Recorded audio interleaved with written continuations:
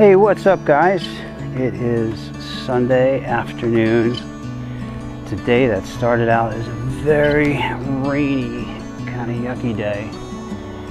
And then the sun cleared, or the clouds all cleared and the sun came out, and I'm like, well, I gotta get out today. I took did a 20-mile ride yesterday and promised myself that I was gonna take a break. Today was gonna be Sunday fun day. The Super Bowl's not till next weekend. And I'm like, you know what, I'm just gonna chill today. So I did all my errands, you know, the Walmart and Aldi and Publix, grocery stores, all that stuff. And I'm like, As soon as I got home, the sun popped out, and I'm like, there's no way I can just sit home and not get outside in this weather. So I figured, hey, I'm going out, let's make some content. It's been a while. The last one about the Harley Davidson Serial 1 bikes did pretty good. I didn't realize people had, fix this phone real quick. People have some strong feelings about Harley Davidson, and they either don't like them or they like them. And, you know, so I was reading all the comments and I was really surprised. You know, I was really surprised. But, you know, I like them. They're nice bikes. Just like all the other e-bikes. I mean, you got to get on it and try it. The nice part about those is, like I said, you can go to the factory and, you know, just go there and try them out and hang out with the guys and look around the place and meet the people that run the company and give them the shot. But anyway, I'm not here to try and push an e-bike on you today. What I am here to do is just going to get out, ride around the neighborhood, enjoy the day, get some new content up for you guys, take you around my neighborhood. And one of the things I wanted to talk about today is a decision that I'm still trying to make, and I keep going back and forth on it, and that's buying another car. Give you a little background on that. The car that I have now, I've had it for 7 years. It's a 2013 Infiniti JX35. When I bought it had about 45,000 miles on it. Now we're up to, I'm going to fix this mic just in case, man. I would hate to get all the way through this video and then realize, the sound is awful. I think I'm going to be okay, but I just want to be double sure. So hang on 1 second with me. Let's get this where it should be. Probably no difference, but it makes me feel better. Okay, so in any event, it's a 2013 Infiniti JX35, which is now basically, they're all Q60s. And that car, man, I don't know if there's any Infiniti owners out there or whatever, but that car has been nothing but problems since the day I got it. Well, maybe since the first week I got it. I don't think I've ever gone longer than a week or so without a check engine light going on in that car. And I remember one of the first nights I was out with it, something happened, and I was coming off the interstate, and the car made like a bucking thing, and all of a sudden it wouldn't go. Like, it wouldn't go more than like 20 miles an hour.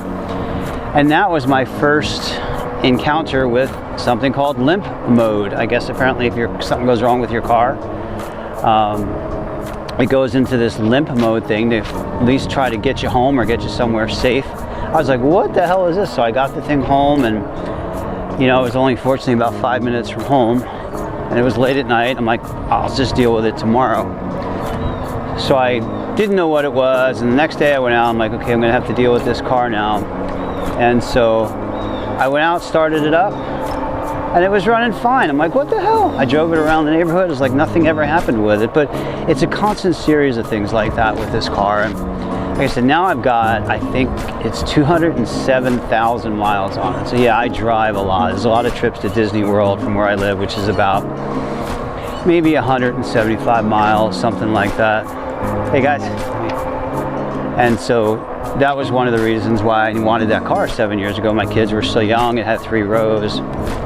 And at the time, I really wanted to buy, you know, I was looking for like an American car, a Suburban, a Tahoe, you know, used Escalade, something along those lines. And I got in that car after driving a couple Suburbans and stuff, and just was blown away by the amount of technology that was available in it for the same price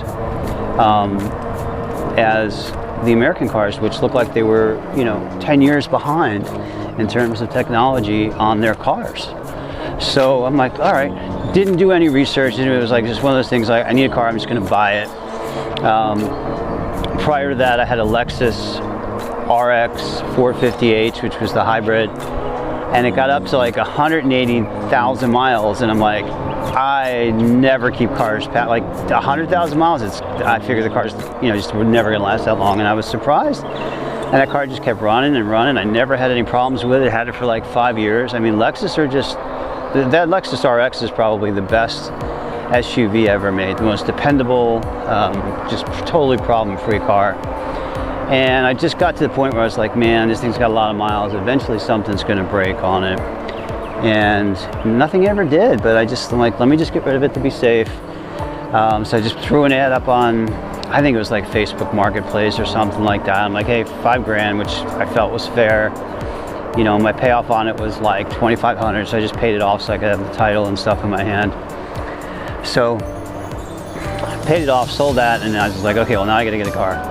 And that's how I ended up with the Infiniti. So now that you know the backstory on that, isn't it just beautiful out here? Look at this, man. This is Florida, and it's February 3rd, something like that, February 4th. Crazy. But any event,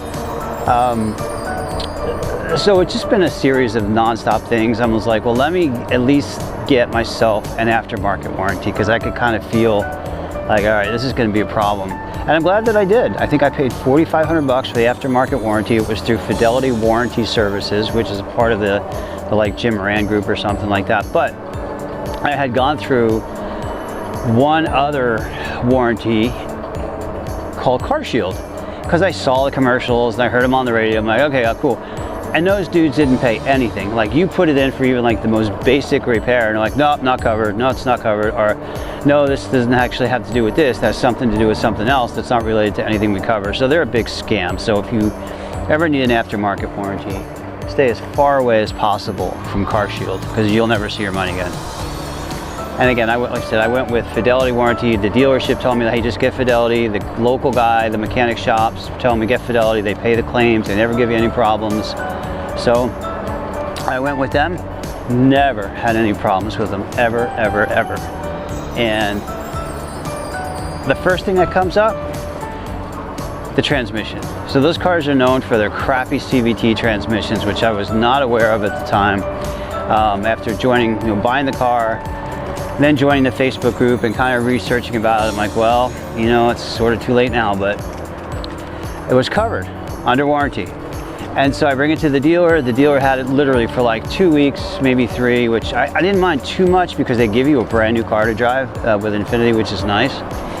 So turns out they put it in, I pick the car up, everything's fine. The next day I run to the store, and all of a sudden I smell all this smoke and all these lights start coming on and everything else like this. Well, the stupid dealer guy, mechanic, never bothered to put the drain plug or something all the way back in, so all the CVT fluid literally drained out of the brand new transmission. I'm like, you gotta be kidding me. And one of the hoses, they left one of the hoses that wasn't tightened all the way. So I get it towed, of course, to them. That thing spent more time on the back of a tow truck than it has on the road. It's a shame too, because it's a beautiful car. When it's running nice, it drives perfect. It's luxurious and all that, but it's just mechanically, it's just crap. So anyway, they end up replacing the transmission again under warranty. And each time they do that, well, the first time it was like, I think $6,000, $7,000. That, no worries, Fidelity covered it. That's what they do. They covered it. They honored their warranty. The second time was on the dealer. So the dealer's like, well, we screwed it up, so we have to, put this transmission in. So this is now transmission number 3 on this car. But then after that, it was always like, and it still is to this day, little stuff, like little sensors that'll go bad, little like cam position sensors, where if they go bad or something's wrong with them, they literally will just turn your car off. You could be driving down the interstate doing 80 miles an hour and the car will just turn off. And you have like no power at all. So if you need to brake, you gotta do the emergency brake, and all the thing you can do is hope to coast to the side of the shoulder and get to a safe position. And now what I've learned is when it happens, and it's happened only about 3 times, but when that happens, you just turn the car off, You wait about 30 seconds, turn the car back on, and it's like it never happened. It's the weirdest thing. So whatever it is, it's almost like resetting itself. And so it's been a lot of things like that. It's been like wheel bearings, it's been stuff that I never had to fix before in a car. That's just like one after the other after the other. It's the radiator fans, it's the ECU, it's the transmission control module, it's the, you know, the valve body, it's the torque converter, it's like just all this stuff. Like, I'm so freaking tired of fixing cars. And so, fast forward to the last couple of weeks, my youngest daughter turned 16, and in Florida you can get your driver's license at 16. Normally I would have them wait till, you know, maybe she was 17, but she's a good kid, responsible kid, so I'm like, all right, it's fine. So I taught her how to drive, which was the third daughter I taught how to drive. And last, because she's my youngest, so I'm done with that sort of stuff now. And I started looking around, I gotta get her a car, because this can make life easier. She does a lot of soccer practice and things like that, and so instead of me having to go pick her up and drop her off and run around, I'm like, well, I'll just find her, you know, a reasonable used car. And I always teach my kids, I teach them about credit, right? So I put them as, you know, authorized user on my credit cards when they're 16 and 17. So this way, when they turn 18 years old, they've got perfect credit. And I teach them how to manage it, how to, you know, maintain credit, why it's so important, that sort of thing. But what they do from it or with their credit after that is up to them. I'll always guide them and teach them, but I want to give them a good head start. So that's what I did. So I started looking around for cars. Now this is after my middle daughter. So let's think, my middle daughter she got a hand-me-down car, which was a 2012 Audi Q5 that I had bought for my oldest daughter. That car was nothing but problems, man. Now I'm telling you, listen to my advice. Never, ever buy a used BMW or Audi past its factory warranty period. And I learned that the hard way, and everybody's like, oh yeah, everybody knows that. And I was like, well, I didn't know that. I do now. Because everything is incredibly expensive to fix. They break down pretty regularly, and apparently that's a common thing, especially with the BMWs and the Audis. And to fix anything is like 4 to 5 times more than a normal car. So I was like so sick of that experience, and then I ended up getting my oldest daughter eventually, you know, when it was time for her to hand that car down to my middle daughter, I had to help her get something. So like I said, I get them the first car, you know, and then they keep it for 2 years, 3 years, whatever it is, but then the second car, they're on their own, that's it. And when I say I get it for them, meaning I get a car, I make the payments, I, you know, take care of all that stuff. So she ended up getting what did she get next? Oh, it was a Lexus, yeah. I said, why don't you just get a Lexus RX? Because my girls they all want SUVs. So I guess cars are just not cool with kids anymore, whatever, but maybe it's just a girl thing, they want SUVs. So we ended up finding her a used Lexus RX 350, 400, something like that. And we had to go to Orlando. It was like the best deal around. I'd look, and I'm a great car shopper. I mean, man, I will shop forever and look forever. And so we ended up getting that car. It had like, I think maybe 70,000 miles on it. This was back before the insanity with used car prices. And it was 10 grand. So because I had set her up with good credit, she was able to get a car loan, you know, at a really good rate in her own name. Payment was sweet. It was like $200 bucks a month, something, you know, very manageable for her. And we handed the Audi down to my middle daughter, who, you know, drove it for a while, and it just got to the point where she was going to, I hope you guys care about this stuff. I know I'm rambling, but I'm just trying to, you know, share with you the whole backstory. So we live on the east coast of Florida. She decided she's going to go to college on the west coast over in Fort Myers at Florida Gulf Coast University for nursing. And I'm like, there's no way I can have you driving this Audi back and forth. And there's no way I'm driving back and forth all the time when you want to come home, because you know how kids are. They think they want to go away to college and it's going to be great. And then after the first month, 2 months, they start missing home. They want to come home every weekend, which is what she started to do. So I ended up leasing her what she picked out, and it was a Jeep. It still is. It's a Jeep Compass, brand new. And it was just cheaper to lease a new one that had a warranty that was covered. If anything went wrong, then it was to go buy a used car at the time, because prices had just started to really escalate, kind of like real estate prices. So it was only like a year and a half ago. And so we got her that. She's had no problems with it. She really likes it. And she enjoys it, and she's happy with it. It's fine. And it's, I think it's $350 a month, something like that I pay for it. But, in a year and a half, that 3-year lease will be up. She'll be on her own to buy her next car in her own name and her own money. And so, like I said, then my 16-year-old just got her license a few months ago, and I needed to get her a car. I didn't have a hand-me-down to give her. I didn't have any of that stuff. So I started looking around and was completely blown away by the price of used cars. I mean, the same car, the same Lexus that I bought my daughter 3 years prior for $10,000 was now $16,000, $17,000. I'm like, you gotta be kidding me. A 10-year-old car, or 10-plus-year-old car with 100,000 miles, $16,000, $17,000? No way, I'm not doing it. And then, even like I have great credit. I practice what I preach, and I, keep my credit score around 800, 780, whatever it is. And, excuse me. And so I started looking at, okay, well, if I buy her, I tried to keep the amount's $10,000. I always try to keep it around there.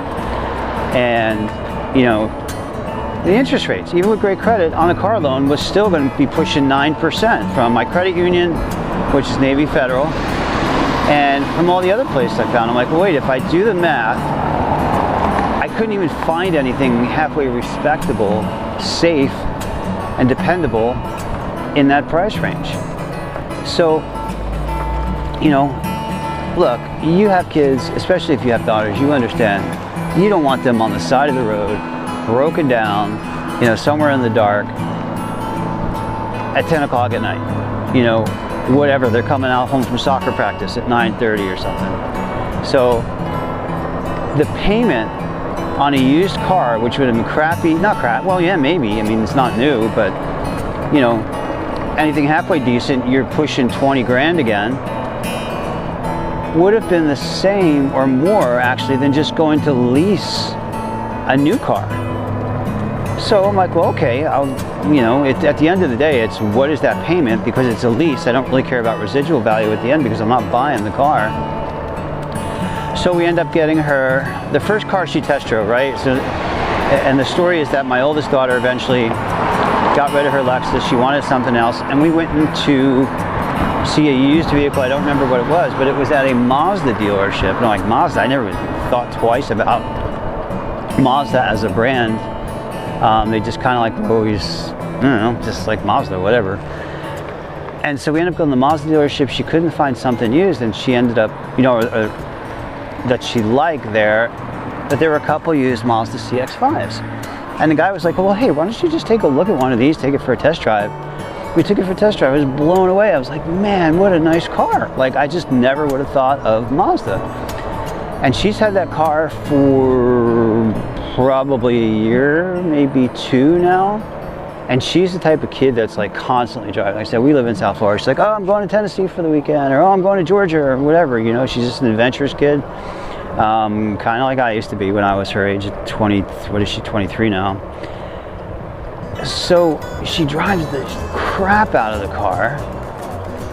And, she's constantly going through tires and all that sort of stuff. And 0 problems.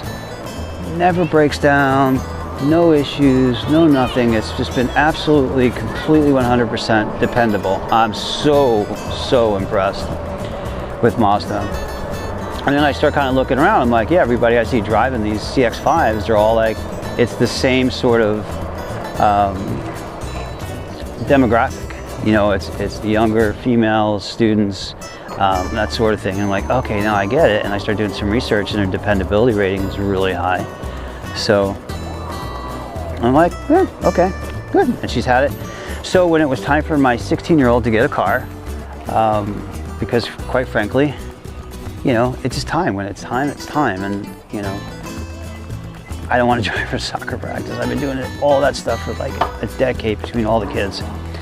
And so we went to the Mazda dealership, and I said, okay, well, let's test drive you know, let's start with the small one that she liked, which was the CX-30, which is sort of their entry-level little, you know, car. And she fell in love with it, didn't want to test drive any other cars and all that stuff. So I'm like, okay, because they were having promotions. It was right at the end of the year. So, you know, it was the end of the year promotions. And I said, all right, well, of course I told her, I was like, I'll give it some thought. I don't know, it's expensive. I gave her the whole thing because I wanted it to be a surprise for Christmas morning. It was going to be a Christmas gift to her. And like, look, I know, you know, and people are probably thinking, well, oh yeah, that's a real nice gift. I didn't get anything. I got $10 when I turned 16, and you're giving your kid a brand new car? Yes, because you know what? I grew up really poor. I was born in a white ghetto. I never had anything like that. My first car, I had to buy it from my dad, which was a 1969 Opel Kadett, and I'll flash a picture up on the screen. And before I forget, I always forget this.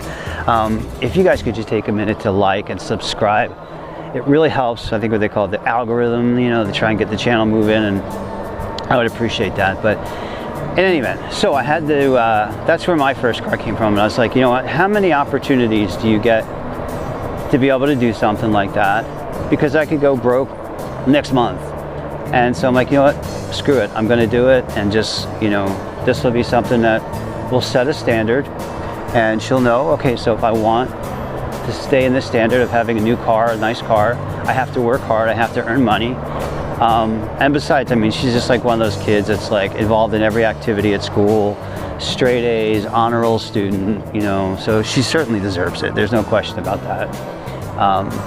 So, long story short, so now, like, you know, I do it, I go to the car dealership like 2 days later, I negotiate the deal, and I say, all right, I need you to just leave the car back in the corner, and I'll pick it up on Christmas Eve, which is what I did. And so, you know, snuck out Christmas Eve, got the car, parked it in somewhere she couldn't see it, and put a big ribbon on it, and just, you know, the kid was basically in tears when she saw it on Christmas Day, so it was worth every freaking penny to me. So now, where I'm at is the same scenario with my car that I've been in literally for like the last 7 years. And a lot of it is too, I just don't like dealing with car dealers. Like, I would rather drive a car with little problems here and there and just, you know, deal with that than to have to go through that whole negotiating process again, like I just did on this lease for my daughter. And, you know, for a lot of times, you know, with things, if it's for somebody you love and you care about, especially a child, you overlook the inconveniences and you overlook the hassle and all that stuff because it's important to them. When it comes to myself, I always put myself last. And I know that's not a good thing to do, but it's true, it's what I do, and that's why I continue to drive this infinity trouble bucket. But, so anyway, I mean, you know, like, the other day, I'm driving home from somewhere and the car literally just stalls on me while I'm driving, so I got lucky. I was able to pull up to a parking lot, pulled it over, turned it off because it stalls, but like the power's still on, you know. Turn it off, wait 30 seconds, start it back up, and the car's been perfect ever since. And that's like 3 or 4 days ago now with no problems at all. So that's the kind of stuff. And so I've been looking around for the last probably month or two for, you know, possibly getting myself something different, and something where I'm like, man, I just need something super dependable. You know, I'm just so tired of fixing my car. I don't want to deal with it anymore. And so I'm obviously doing a lot of research this time. And, you know, everything comes back to Toyota. Get a Toyota, right? Which is right, because when I had the Lexus, I never had any problems with my Lexus. So, and when I say Lexus, I mean used. I never buy a new car. I might lease. I think I've leased 2 or 3 cars in my life brand new, you know, but I'll never buy one. To me, it doesn't make any sense, unless you're going to hold it forever. But, so I'm like, okay, well, I'd still like to have 3 roads, even though the kids are growing and all that. I like having the space. I want to be able to take this e-bike, you know, put it on a trailer hitch on the back, throw a bunch of, you know, duffel bags or something, and maybe drive up to Tennessee and see, you know, my daughter up there. Or go someplace for the weekend, you know, in North Florida where there's lots of cool trails and, you know, springs and, you know, just cool stuff like that. So that's why I just still want to stick with the bigger car. So I've been looking around at used Toyota Highlanders, and the prices are like finally, like within the last 2 weeks, it seems, are starting to come back down to reality, because they're like literally, you know, at this point, 10-year-old cars, 12-year-old cars, 125,000 miles, and these dealers are sticking prices on them of like 19,000 and 20,000. I'm like, no way, I'm not freaking doing it. And, you know, it's something I could, you know, go and pay cash for and all that, and I don't want to end up in a position where I'm upside down on the car. So it's just, I've been in that position. It sucks, and it's like you're stuck with it and all that, so I'm just not going to do it. And so I've noticed the last, let me stand up and stretch my legs. You guys can see we got a cool skate park over here. Anyways, all this little cool stuff from my neighborhood.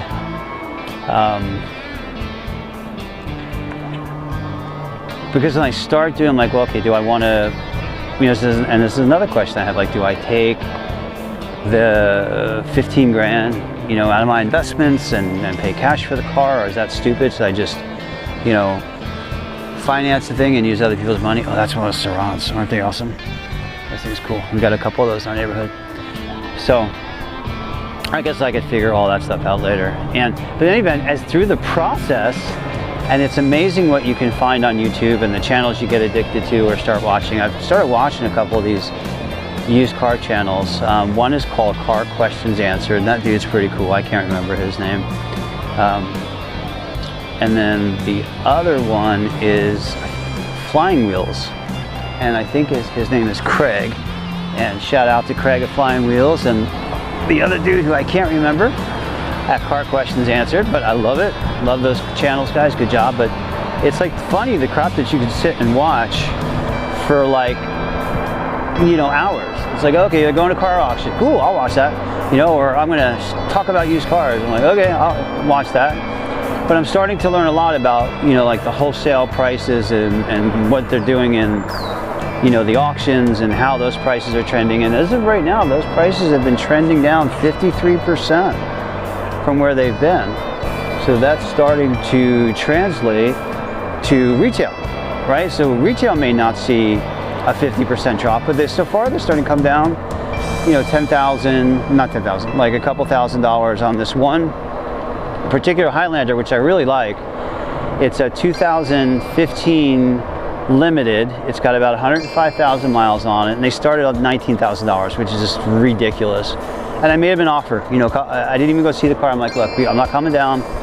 Here's the number. And I made him an offer of 15 grand cash out the door. And sorry, that's my daughter that's constantly texting me. She's out hiking in the mountains, and I think she's in Georgia today. She just decided to randomly drive 100 miles from Tennessee to Georgia to take her dog for a walk on some mountain trails. But that's the adventurous spirit in her, so I can't knock her for it. I actually respect her for doing that.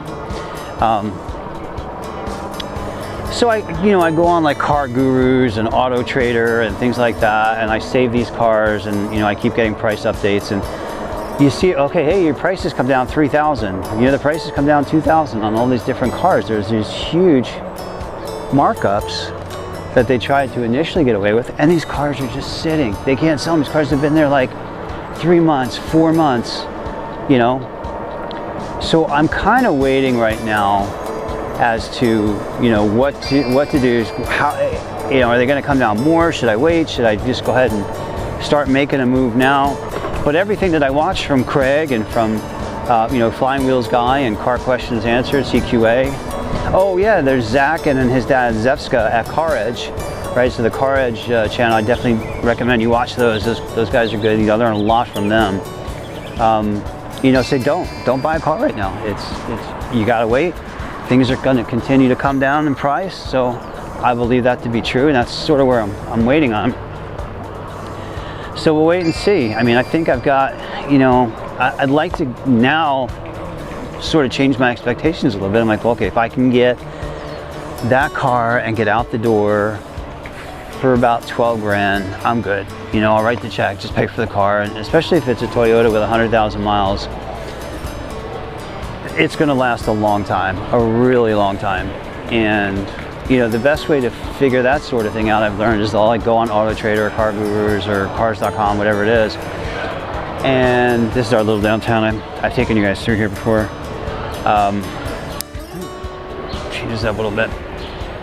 But as I'll search the particular car that I want, and then I'll look nationwide, and then I will sort them by mileage, high to low.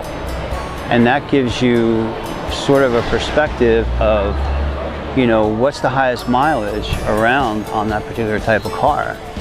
And on the Toyota, for example, it is not unusual to find them with 300,000 miles on them, or 325, or whatever it is. So apparently this car just lasts forever, as long as, like anything else, you know, you take care of it, do the maintenance. So I'm like, okay, well, if I get one with 100,000 miles on it, I can drive that thing forever. It'll never break down, and I know at least I can get to 200,000, which, you know, is where I'm at now on this Infiniti after replacing every stupid possible part on it. So the whole engine is, everything is brand new really at this point. So that's where I'm at. And so I wanted to get some feedback. I mean, what do you guys think? Do you think that if you're in the market, you would know, you're doing some research. Do you think that used car prices are going to continue to fall? Is now a good time? Is now not a good time to wait? What are your thoughts on, you know, the Toyota Highlander? And I ask people, like, if I'm out and I'm, you know, at the store and I see you in the parking lot and I see somebody getting out or wherever, I ask them, like, hey, how do you like your car? And every single one, I'm like, oh, I love it. I love this car. I've had it for, you know, whatever, X amount of time. Never had any problems with it. You know, just the normal stuff, having to replace, you know, tires or brakes, you know, once in a while. I think one guy said he had to have his AC fixed, and that was pretty much it in the 5 years he's owned the car. I'm like, oh man, that to me would be like an easy nothing compared to everything that went into this stupid Infiniti. So I think it's a good choice. I do. I was also looking at Honda Pilots, and they're cool. The new ones are cool, but I don't want a new car. I don't want the new car payment. I don't want, you know, any of that sort of thing. But the new ones, actually, Honda did a really nice job on, so those are cool. But I just don't like them as much as, you know, that same or year range rather that I'm looking at on the Toyotas, which is right around between 2015 to 2017, 18, 19, somewhere in that range.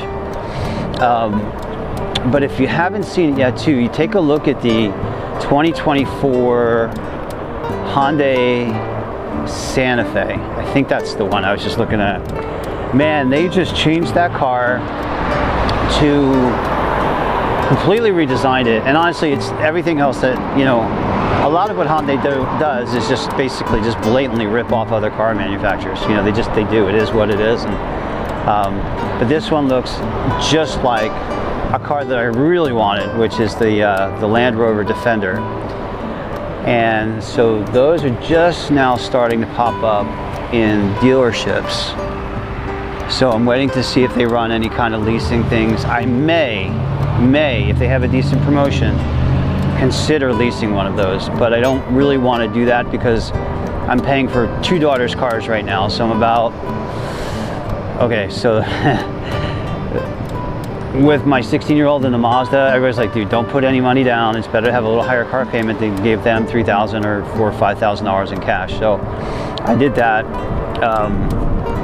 So that payment's a little higher than I would have liked, but you know what? It's temporary, it is what it is. But I just want to pay cash for something and not have to have that other car payment.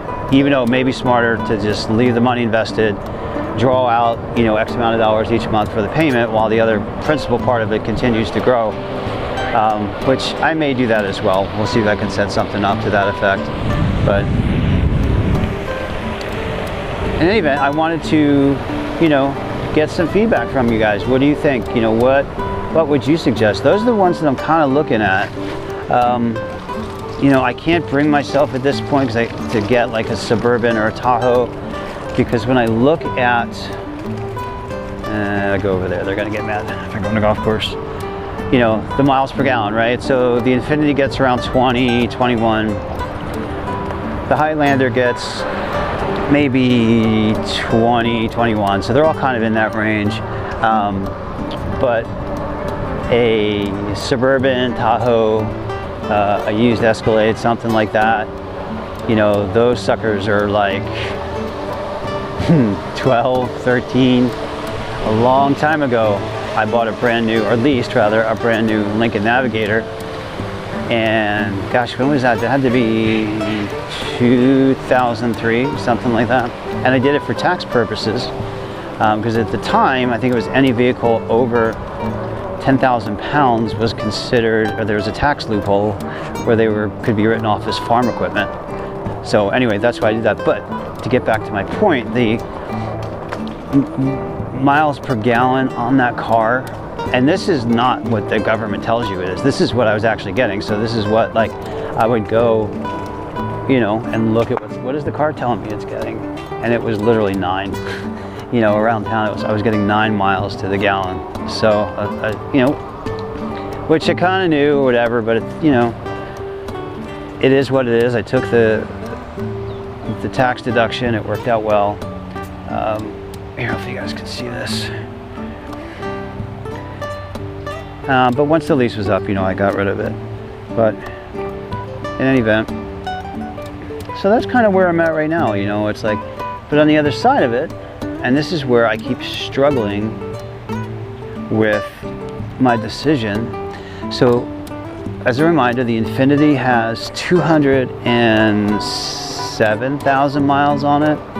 The other night it did the crap where, you know, it stalled out while I was driving. Again, it's like the 3rd time in 7 years or whatever. So yeah, it's dangerous as hell and there's no excuse for it, and Infiniti needs to, you know, really step up their game. But at the end of the day, Infiniti is just a fancy Nissan, and Nissan are pretty much, I'm learning, are just garbage cars anyway. So, you know, what do they say? I don't know, you can't shine up a turd or something. I don't want to be rude, but it is what it is. But at the end of it, I mean, basically the car's pretty much paid off. I don't really owe anything on it. It doesn't really have any value in terms of market value because it's a 10-year-old car with 200,000+ miles on it. You know, it doesn't really have any attraction, maybe like to Uber drivers. You know, I could sell it to one of them for, I don't know, $3,500, something like that. Because when it runs, like, you know, the last couple of days and nights or week or whatever, besides that one incident, it runs perfect. It runs literally like it's a brand new car. So take a minute to pause and let you enjoy the golf course.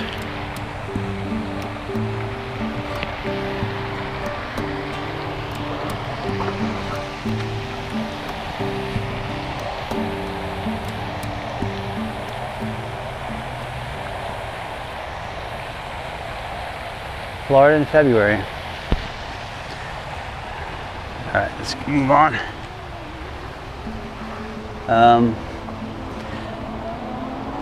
So that's kind of where I'm at. I'm like, well, okay, I could go spend all this money and, you know, go get another car, and maybe I'm just going to inherit somebody else's problems. And that's why I wanted to keep it, you know, like a Toyota or something like that. It's completely dependable. I'm not going to have to worry about it, that sort of thing. And maybe it's just an addiction from watching YouTube and, you know, watching Flying Wheels and watching Car Questions Answered and, you know, Ray and his son's name, I can't remember, Zach Zefska on Car Edge. But it's kind of like, maybe I should just keep the thing, you know, and just keep fixing it. Is it smarter to just, you know, every once in a while throw $100 at the car or a couple $100 to fix these little things? And one thing I can tell you though about having a car that breaks down a lot is you learn a lot about how to fix cars, because I hate paying people to do stuff that I know I can do myself. So I've learned how to replace sensors and trace down different things, and electric power steering pumps and cam position sensors and, you know, all kinds of stuff. But I also know my limit, right? Like, I know there are certain things that if I watch a YouTube video about how to do something and they start taking way too much stuff apart or disconnecting it. Oh, let's see if we can watch this guy swing. Let's see if we can get him to swing. He's only on about 300 practice swings right now, so. Yeah, let's see, hopefully you can see that. The sun is Come on, dude. Ooh, he connected anyway. Can't see where it went, but good for you, pal. I should be playing golf today. In any event, so I know my limit. I know what I can and can't do, but I've enjoyed, you know, working on my car and learning how to do certain things. And I know my car, right? And that's the other side of it. Like, okay, well, I know this vehicle because I have fixed a ton of things on it. I've replaced a ton of sensors and parts, and I know the history of this vehicle because I've had it for 7 years or 160,000 miles, whatever it is. And the stuff that I can't do, I fortunately have a reliable mobile mechanic. I've gone through a couple of them, and they all seem to be good, you know, for the first couple of repairs. Then they sort of flake out and fade away. But in any event, you know, dude comes to the house and like, he'll fix the car, you know, literally for like, depending on what it is, it never really runs me more than 150 bucks for stuff that, you know, if I brought it to a shop, you know, they'd be $400 or $500 for it. And I always buy my own parts, right? I try to buy quality parts. A lot of times you can buy name brand OEM type parts off of Amazon, which is nice because if you get them and there's an issue, you can just return them. Where I've tried to return other parts to a local, you know, like Advance Auto or Discount Auto Parts or whatever it might be, and they're always like a million questions. Well, did you do this? Did you do that? I'm like, dude, you know, the part has a 3-year warranty on it or a lifetime warranty on it. Why do you care? Just return the damn part. But anyway, when you do it to Amazon, you just go online. Oh, okay, returning this part, no problem, no questions asked. And you know, that's why I prefer to buy off Amazon when I can, just because of the hassle-free return policy. So, mix you some of that. This is what our rainy, stormy morning turned out to be this afternoon. Beautiful day.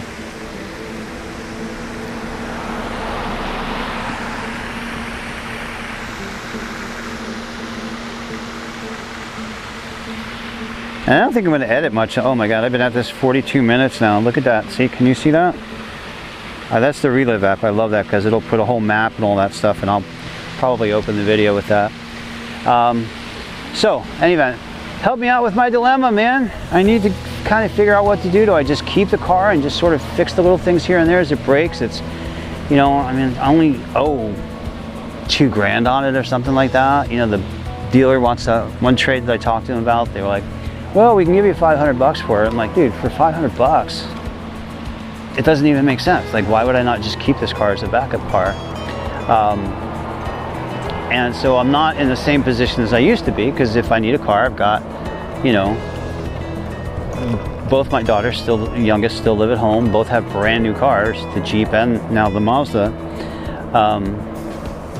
So I don't worry about like, oh my God, if my car breaks, I'm stuck. You know, what am I going to do? Let's see what she's going to do. So she's going to sit here. She's been here a while now. And is she going to go? Listen, that R actually came in here. They're such nice cars. So, you know, that's kind of my dilemma. And I think too, I mean, it seems like when I was younger, I would keep cars, you know, 2 years, maybe 3 years, and I get bored with them. This one I'm on 7 years. So I've had it for a while. Maybe it's just time for a change. So I don't know. I mean, if someone offered me 3,500 bucks for it, I know the car's good. You know, it's solid. That's a great deal, even though the book value might not be there. I see some on like Auto Trader and places like that, and they're asking 8 grand. I'm like, you're never gonna get 8 grand for a car with 200,000 miles on it, especially an Infiniti. Maybe a Toyota, maybe a Honda, but oh yeah, and maybe a Mazda, you know, but not an Infiniti. But so that's kind of where I'm at right now, and just trying to figure out what to do. But I get addicted to watching these videos. I almost said stupid. They're not stupid. With all these car guys, because I guess I got over the housing crash videos that I used to watch. It's all this stuff with different YouTube guys, and we'll talk about real estate on the next video or another video. Today we're talking about cars, and we gotta, you know, just find interesting things to talk about because nobody wants to watch you just riding around on your e-bike all day. So that's where I'm at, you know, and so I think it would be nice to have a car like a Toyota Highlander or something that I don't have to think about. I don't have to start it and say, oh, is it going to start? Or think, is it going to start? Or drive it and always have that little kind of feeling, that twang, whatever you want to call it, in the pit of your stomach, saying you're just listening for every little noise and you're waiting for the car to turn off, or you get in the habit of, which is what I do now, driving in the right-hand lane on the highway or driving in the right-hand lane on the road, because God forbid it stalls out, I know I can at least coast to the side to, you know, turn it off, let it sit for a minute, and then restart it. And it's like, oh yeah, no, nothing happened, nothing to see here, car's fine.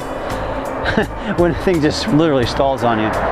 So, I'll see, oh look, there's a Highlander right there. See, that's a nice car, man. It's not like my dream car, but it's a nice car. So, that's where I keep going back and forth. Maybe I think sometimes I just enjoy the process more than the actual, you know, the research part of the process more than the actual, you know, really having to go and get a new car. Do I really want a new car, or do I just enjoy looking at used cars and, you know, watching videos about used cars and all that stuff? So we're back in my neighborhood now. Hope you like it. It's starting to get sundown. Let's go fast, man. We've been kind of goofing around here. So I took this thing to the beach yesterday, which was absolutely beautiful day.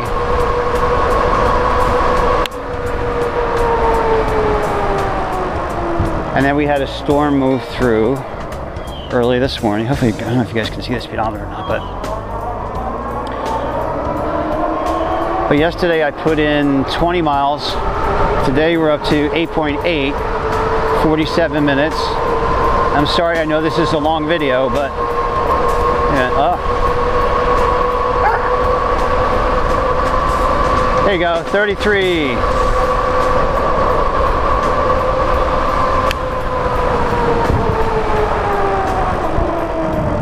And that's why I bought my Wicked, now called Wired e-bike, because it's fast and it's fun and it's torquey. And it's a good substitute for buying a motorcycle. Because I've always ridden motorcycles my whole life, so I like doing this kind of stuff. Uh-oh.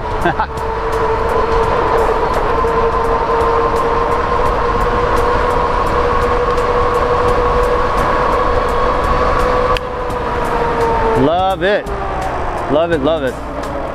My daughter's is capped at 20 miles an hour, and I just can't. I get so frustrated driving that thing. In any event, thanks for listening to me. I know this has been a rant, but it's been fun. Tell me what you guys think. Anything, vehicles you could suggest?